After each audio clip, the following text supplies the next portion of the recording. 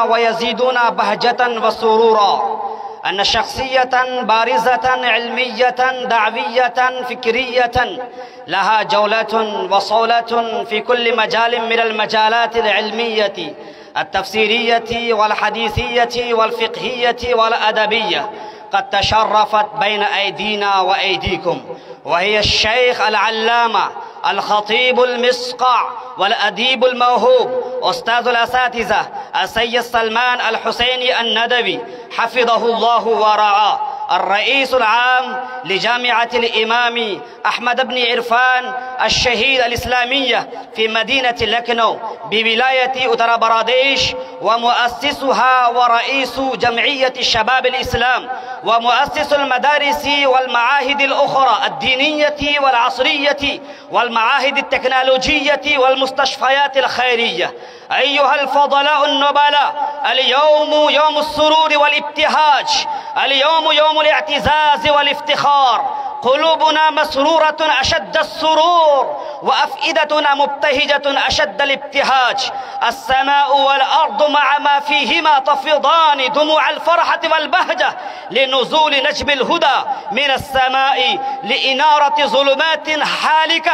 أيها الإخوة الأحبة، اليوم نرحب بكل حفاوة وحب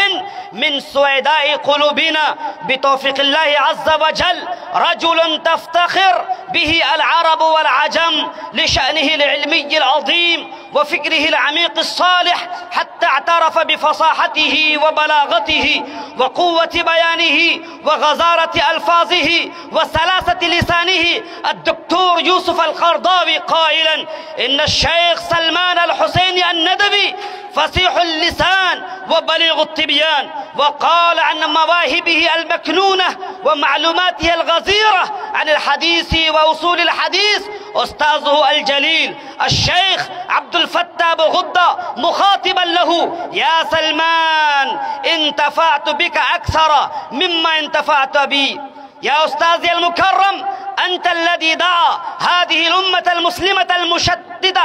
المتفرقة إلى التضامن والتوحد، أنت الذي دعا الأمة المسلمة إلى الاعتصام بحبل الله جميعا والتمسك بشريعته وتعاليمه السماوية بكل جرأة وصراحة. أنت الذي أيقظ الأمة المسلمة من سباتها وغفوتها ورددت على أعدائهم ردا شديدا، وسلكت في ذلك مسلك جدك الشيخ أبي الحسن علي الحسني الندوي، واخترت أسلوبه بكل